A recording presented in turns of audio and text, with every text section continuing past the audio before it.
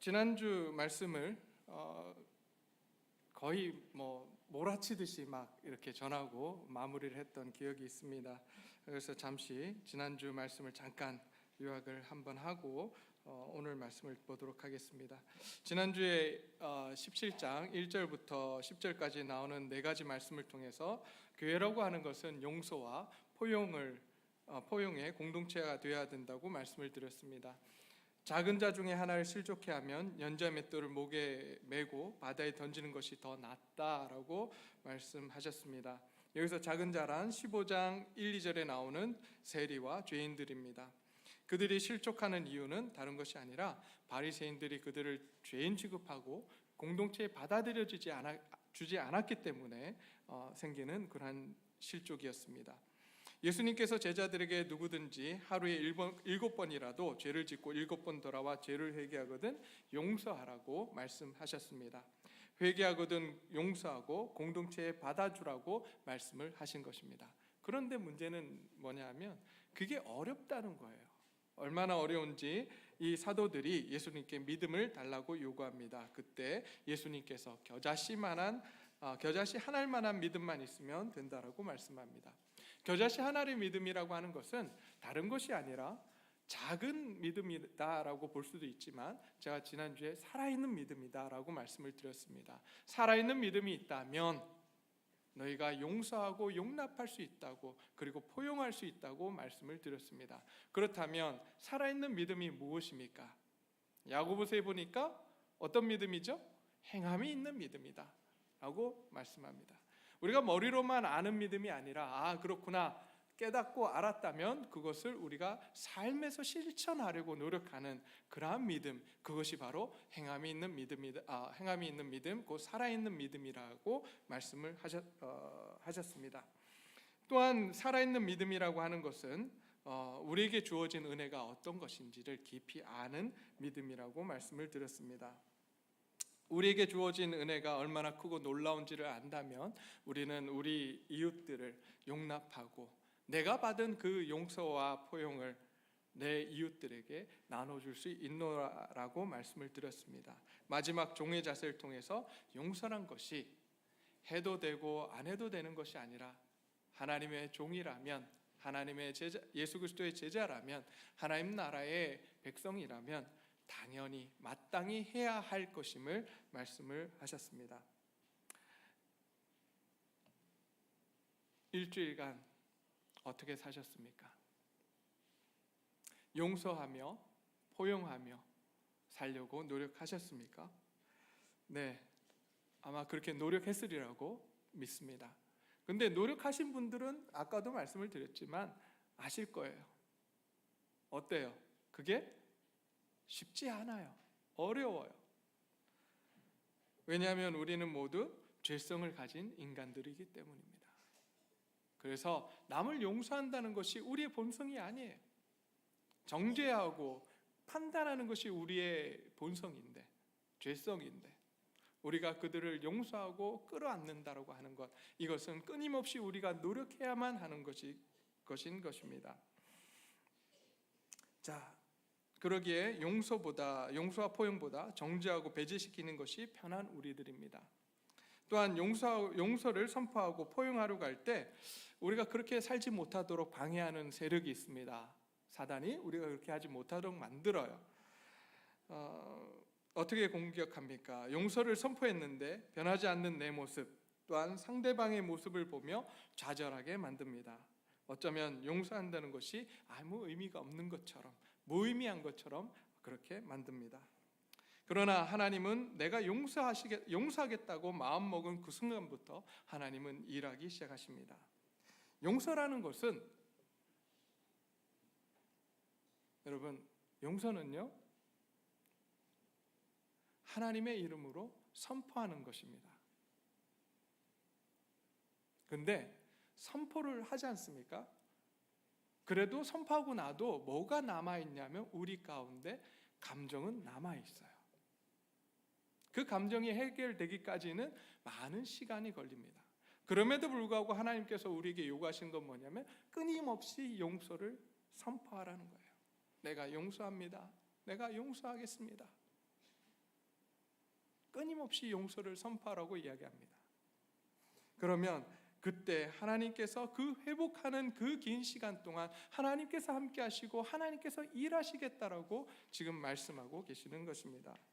그럴 때 우리의 감정이 회복되고 관계를 회복시켜 주시는 하나님의 놀라운 역사가 일어날 것입니다. 우리 교회는 이러한 용서의 공동체, 포용의 공동체가 되기를 간절히 소원합니다. 네. 그래서 정말 이 세상에서는 맛볼 수 없는 용서와 사랑과 은혜와 포용이 나타나는 하나님의 귀한 교회가 되기를 간절히 소원합니다. 그렇게 될 때에 우리 주위에 있는 많은 사람들이 우리 교회를 보며 하나님을 보게 될 거예요. 저부터 그러한 노력을 하고 또한 그렇게 살아가도록 노력하겠습니다. 함께 그런 노력들을 해가는 저와 여러분들이 되시기를 간절히 소원합니다. 자, 이 시간 오늘 본문의 말씀으로 돌아가도록 하겠습니다. 오늘 본문의 말씀은 10명의 나병 환자 이야기를 지금 해주고 있습니다. 이 이야기를 통해서 은혜 받은 자의 모습이 어떠한 것인지, 또한 하나님께서 우리를 선택하신 이유가 무엇인지를 오늘 말씀해 주십니다. 오늘 본문 말씀을 보게 되면 이렇게 나와 있습니다. 예수께서 예루살렘으로 가실 때에라고 되어 있습니다. 예수님께서 지금 예루살렘을 향해서 가고 계시는 건 알고 계시죠? 잊어버리셨나요? 네. 누가복음 9장 51절을 보게 되면 예수님께서 예루살렘을 때가 되셨으므로 예루살렘으로 가기로 마음을 정하시고라고 하는 부분이 나옵니다. 그 이후로부터 예수님의 여정은 어느 여정이 되냐면 예루살렘을 향해서 나아가는 여정이 됩니다. 예루살렘을 향해서 나아가는데 사마리아를 거쳐 이제 오늘 본문을 보게 되니까 사마리아와 갈릴리 사이로 지나가시는 이러한 모습을 보이게 됩니다. 학자들은 여기가 어디라고 이야기하냐면 베레아 지역이다라고 이야기를 합니다. 이 지역은 요단강 동쪽을 이야기하고요. 이 지역을 통과해서 다시 여리고로 올라가는 그러한 여정을 예수님께서 하시고 계시는 것으로 보입니다. 왜냐하면 우리가 이제 19장을 가게 되면 누가복음 19장을 가게 되면 예수님께서 어디로 들어가시냐면 여리고로 들어가게 되십니다. 여리고로 들어가서 누구를 만나시죠? 네, 삭개오를 만나요. 그렇기 때문에 예수님의 그 여정을 보게 되면 지금 이 17장에 나오는 이 여정은 아마도 베레아 지역일 거다, 이렇게 우리가 생각을 할 수 있습니다. 예수님의 이 여정은 그냥 단순한 예루살렘 여정이 아닙니다. 예수님께서 지금 이 마지막 예루살렘 여정이거든요. 왜 지금 뭐 하기 위해서 지금 이 길을 가고 계십니까? 십자가를 지시기 위해서, 온 인류를 구원하시기 위해서, 하나님 나라를 이 땅 가운데 이루시기 위해서 이제 마지막 그 여정을 해 나가시는 그러한 과정에 있습니다. 그 과정 가운데 한 마을을 들어가게 됩니다. 한 마을에 들어가니 나병 환자 10명이 예수를 만나 멀리 서서 소리를 외칩니다. 예수 선생님이여 우리를 불쌍히 여기소서라고 합니다. 나병 환자들, 이 당시 나병이라고 하는 것은 그 하늘이 내린 벌이라고, 천형이라고 이렇게 이야기를 했습니다.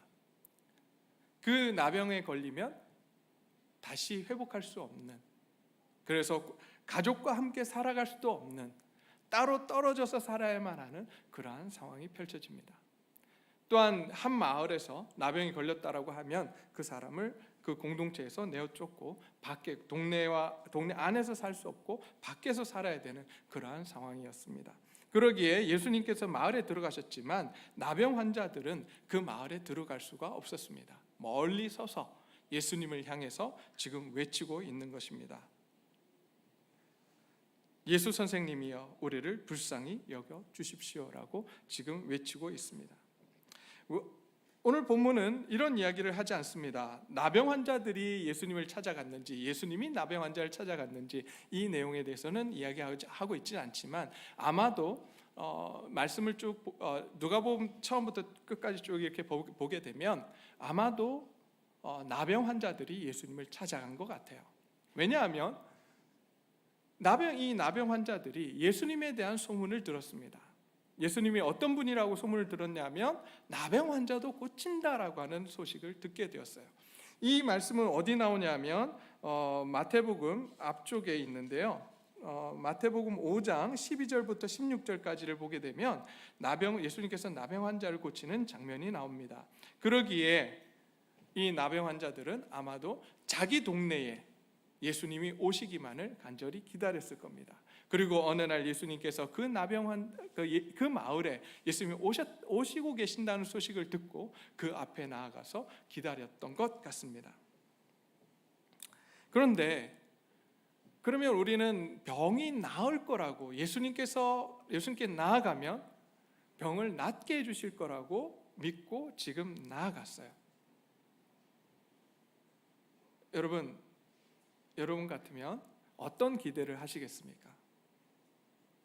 적어도 아마 저한테 오시는 분들이 아마 목사님 제가 병이 들었습니다, 제가 아픕니다 이렇게 오시는 분들 보면, 그리고 제가 병원에 찾아가서 이렇게 가서 위로해 드리면 꼭 부탁하는 게 있습니다. 손을 잡고 뭐 해달라고요? 네, 기도해 주십시오. 이 이야기를 꼭 합니다. 그때마다 참 부담스러워요. 내가 기도한다고 뭐 이루어질까? 이런 마음 가지고 기도를 합니다. 근데 오늘 본문 말씀을 보게 되면 이 나병 환자들이 어쩌면 예수님께서 한번 손이라도 잡아주시고 또 혹은 안수해 주시기를, 몸에 손을 얹고 안수해 주시기를 간절히 기대하며 갔던 것 같아요. 그런데 예수님께서 아무런 행동을 하지 않으십니다. 만져주거나 손을 잡아주거나 안수해 주거나 아무것도 하지 않으세요. 단지 뭐라고 이야기하시냐면 가서 제사장들에게 너희 몸을 보이라 라고 말씀하십니다. 너무 야속하지 않아요? 아니, 한번 만져줬으면 좋겠는데, 한번 안수를 해주셨으면 병이 나을 것 같은데 예수님께서 그냥 제사장들에게 가서 몸을 보이라고 하십니다. 그런데 여기 참 놀라운 일이 벌어집니다. 이러한 예수님의 말씀에 이 10명의 나병 환자들이 순종합니다. 그리고 그 길을 가던 중에 자기 병이 나았음을 발견하게 돼요. 저는 오늘 이러한 믿음이 우리 가운데 있기를 소원합니다. 우리가 신앙생활을 하면 할수록, 연수가 차오르면 차오를수록 이렇게 우리의 믿음이 단순하지 않아요. 자꾸 복잡해집니다. 자꾸 뭔가를 재개되고 뭔가를 계속해서 생각하게 돼요. 그러나 믿음이라고 하는 것이 어쩌면 단순할지 모르겠습니다. 예수님께서 가라고 하면 가고 예수님께서 오라고 하면 오는, 그것이 어쩌면 믿음인지 모르겠어요. 그런데 저를 봐도 계속해서 복잡해져요. 예수님께서 가라고 하면 예수님 그거 아닌 것 같은데요? 제가 이것만 하고 가겠습니다. 하나님 이거 해주시면 제가 갈게요. 조건을 달고 뭔가를 계속해서 이야기를 합니다. 그러나 오늘 이 본문에 나오는 이 나병 환자들은 그러지 않았어요. 예수님께서 가라고 하니까 반신반의하지만 그 길을 걸어가기 시작했습니다. 그때 하나님의 놀라운 능력이 그들에게 주어졌습니다. 저희 교회는 이러한 믿음을 가진 많은 분들이 생겨나기를 소원합니다.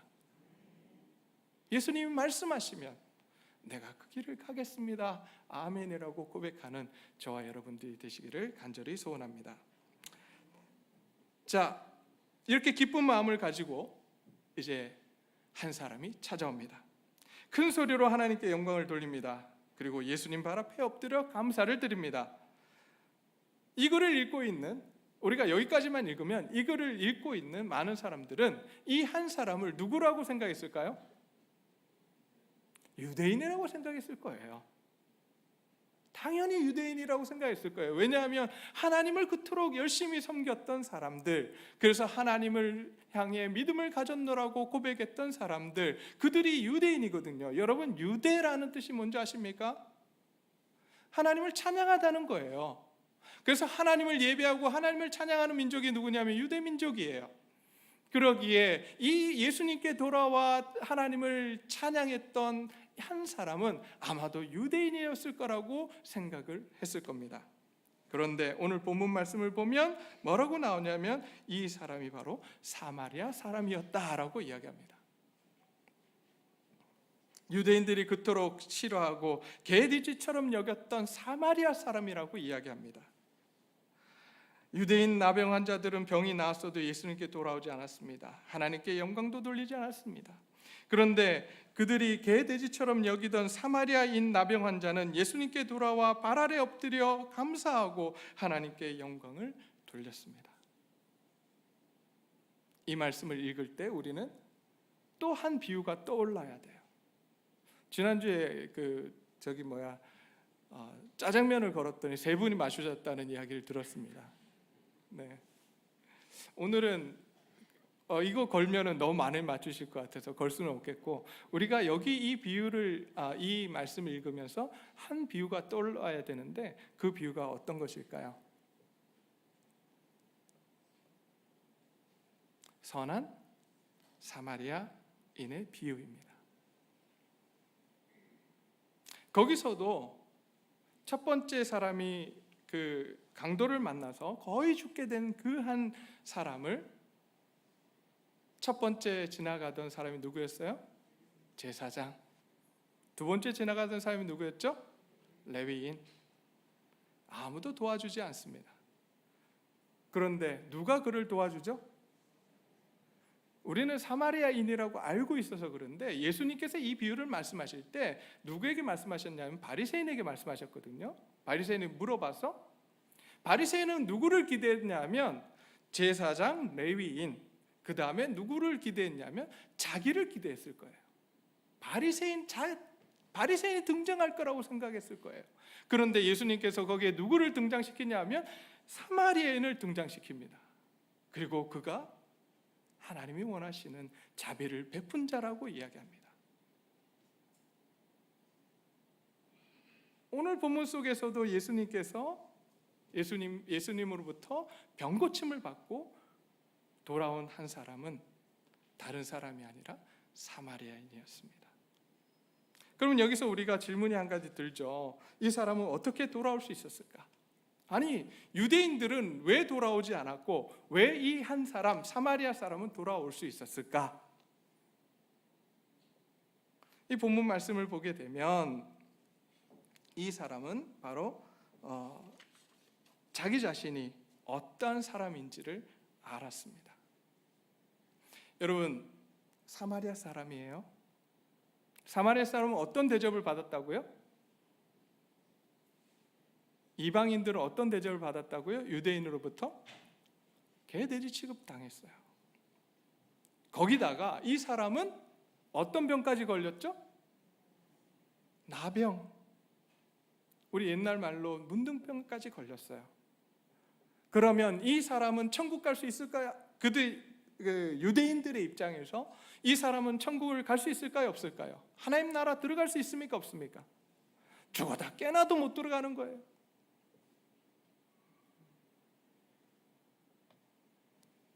그런데 이 사람에게 예수님께서 천형이라고 하는 나병을 고쳐주십니다. 자기가 받을 수 없는 은혜를 받았다라고 하는 사실을 깨닫습니다. 그러자 이 사람은 그 은혜가 너무 감격스러워서, 그 은혜가 너무 감사해서 가만히 있을 수 없었어요. 예수님께 쫓아가서 그 발 아래에 엎드립니다. 나 같은 사람에게 왜 이런 은혜를 베푸시냐고. 하나님의 은혜를 받을 수 없는 존재인데 왜 나 같은 사람에게 이런 은혜를 베푸시냐고.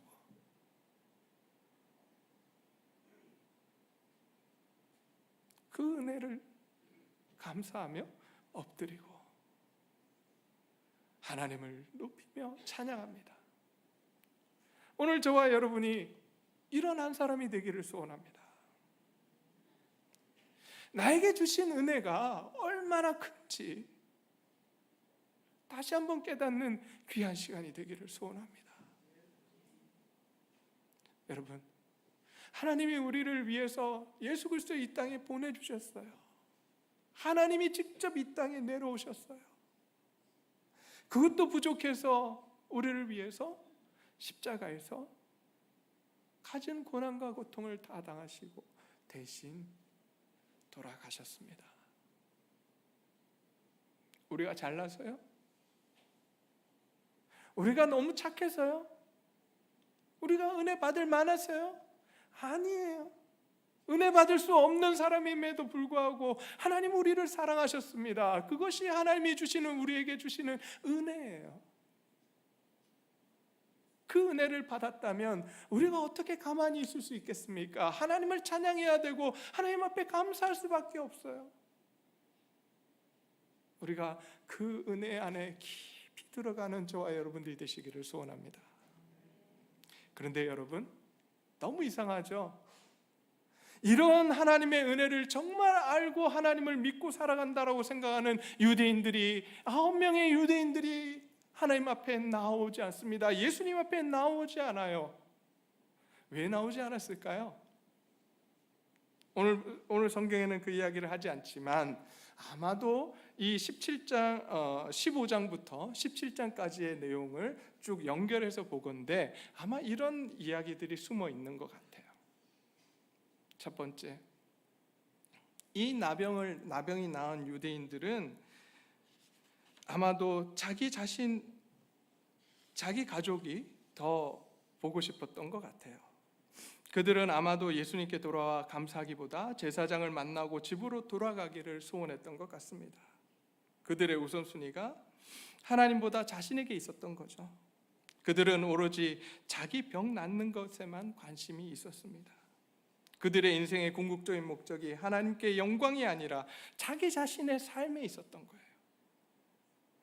그러기에 예수님께 돌아가지 않고 하나님께 영광 돌리기보다는 자기 가정으로, 자기 자신의 가정으로 돌아갑니다. 저와 여러분은 인생의 궁극적인 목적을 어디에 두고 살아가십니까? 하나님께 있습니까? 아니면 나에게 있습니까? 우리가 하나님께 두기를 소원합니다.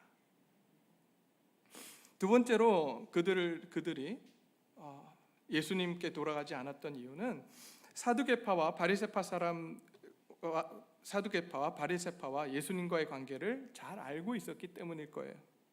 그러기에 일상으로 돌아온 그들은 바리새인들과 사두개인들의 눈에 벗어나기를 원치 않았을 겁니다. 돌아가서 예수님께 무릎 꿇고 예수님께 감사하며 예수님께 나아가서 하나님을 찬양했다면 아마 그 모습을 보는 그 바리새인들은 이 문둥병 환자들을 다시 한번 정죄했을 겁니다. 그들의 삶을 정죄하며 그들을 판단하고 그들을 아마 어쩌면 공동체로부터 쫓아내려고 했을지도 모르겠습니다. 그러기에 그들은 이러한 자기 자신의 삶에 걱정을 하게 됩니다. 나병 환자였을 땐 하나님을 원망하고 또 하나님께 간구하며 자신을 고쳐주면 하나님을 위해 살겠노라고 했지만 막상 하나님의 은혜로 고침을 받고 나니 더 이상 그들의 시선이 하나님께 머물지 않습니다. 그들의 시선이 오히려 다른 곳으로 옮겨가기 시작합니다. 우리는 우리의 시선이 오직 하나님께만 고정되기를 소원합니다. 마지막으로 예수님이 계신 곳은 바로 베레아 지역이었습니다. 아까도 처음에도 말씀을 드렸지만 이 베레아 지역은 이방 지역이었어요. 정상으로 돌아와 회복된 그들은 이방 지역으로 들어가 자신이 더럽혀지는 것을 싫어했을 것입니다. 나중에 유대 지역으로 예수님께서 돌아오시면 감사 인사를 하리라고 생각했을 것입니다. 그런데 너무나도 재밌는 거 아십니까? 여러분, 나병 환자일 때는요 어디든지 갔습니다. 이방 지역이든 유대 지역이든 상관없었어요. 또 놀라운 건 뭔지 아십니까? 유대인들은 이방인과 같이 식사를 할 수 있습니까? 없습니까? 없어요. 근데 오늘 본문을 보면 몇 명의 나병 환자들이 함께 다녔죠? 10명이에요. 근데 이 10명 중에 한 명은 누구죠? 사마리아인이에요. 꺼리낌이 없이 함께 살았습니다. 아무런 꺼리낌이 없었어요. 근데 하나님께서 회복시키고 나니까 선을 그어버립니다. 나는 의로운 사람, 사마리아인 너희는 불경한 사람, 구원 못 받은 사람. 선을 나눠버려요. 그리고 그들을 받아주지 않습니다.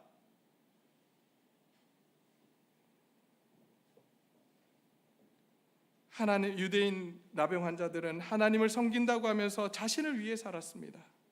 그들은 하나님의 뜻과 마음을 알지 못했습니다. 유대인들은 진정한 거룩이 무엇인지 알지 못했습니다.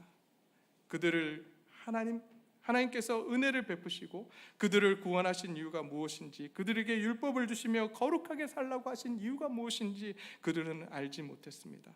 왜냐하면 그들은 하나님의 마음과 뜻을 알려고 노력하지 않았기 때문이에요. 하나님께서 이스라엘 백성을 택하시고 은혜를 베풀어서 하나님의 백성이 되게 하신 이유는 그들을 통해서 열방을, 그들을 통해서 이웃들을, 이방인들을 구원하시기 위해서 그들을 부르셨습니다. 그들에게 율법을 주시며 거룩하게 살라고 하신 것은 구별됨을 통해서 사람을 배제시키라고 하신 것이 아니에요. 그들에게 율법을 주시면서 구별되며 살아가라고 하신 한 가지 이유는 사람들을 배척하고 배제시키라는 것이 아니라 오히려 그들이 하나님 앞에 나아올 수 있게 하라고, 이방인들이 그들이 거룩하게 살아가는 모습을 보며 구별된 모습을 보며 구별되며 살아가는 모습을 볼 때에 이방 사람들이 얼마나 그것을 부러워하며 살아가겠냐는 거예요. 그때 그들이 하나님 앞으로 나오게 될 거다.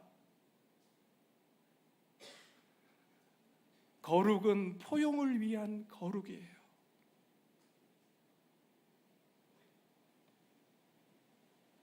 우리는 어떤 삶을 살아갑니까?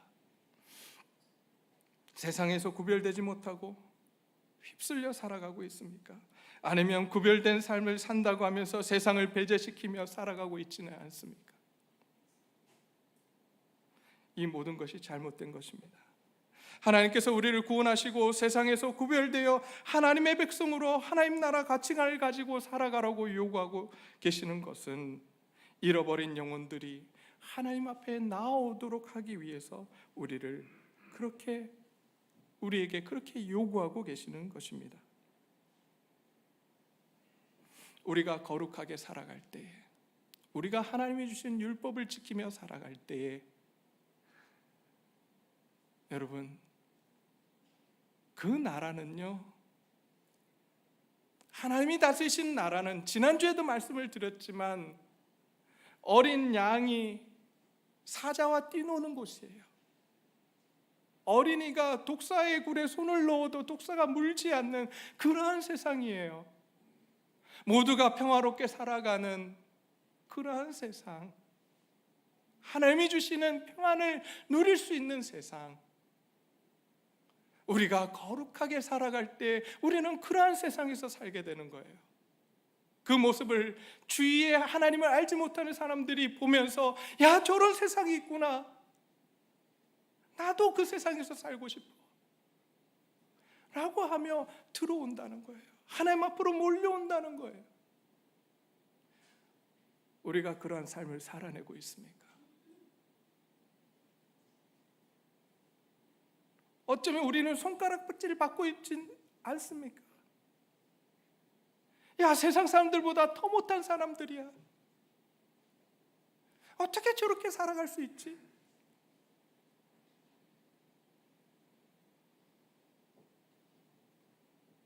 이제 우리가 변화되기를 소원합니다. 세상 사람들에게 존경받는 하나님의 백성들이 되기를 소원합니다.